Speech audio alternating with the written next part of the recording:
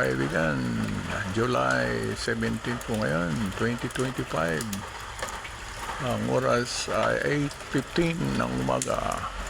Makulimlim mga kaibigan ng ulap at ito po ay nagbabadya ng ulan ay hanggang maghapon sapagkat mayroong pong dumarating na unos o bagyo na hindi naman masyado malakas sa lugar nito, subalit ang ulan ay tuloy-tuloy. Right mga kaibigan, yan ay para sa kaalaman ng mga gustong makaalam ng sitwasyon dito sa Tigaon, Camarines Sur, Philippines, kung taga rito kayo.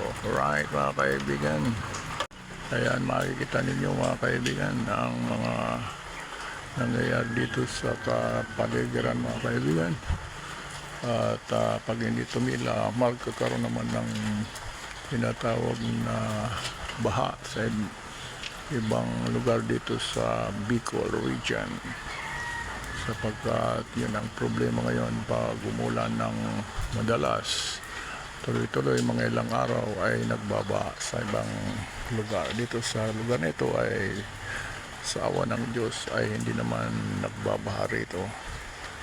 Hindi nagkakaroon ng pag-apaw ng tubig, subalit ang delikado ay ang erosion o pag ng mga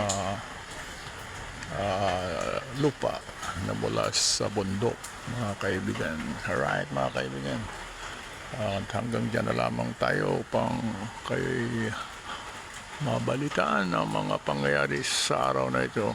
Ingat-ingat lang sa mga nagdadrives ng motorcycle, sasakyan o anuman sa papawid sa dagat at sa lupa na mga sasakyan. Keep safe at all times mga kaibigan. Enjoy your day, have a nice day, and God bless everyone. Signing off.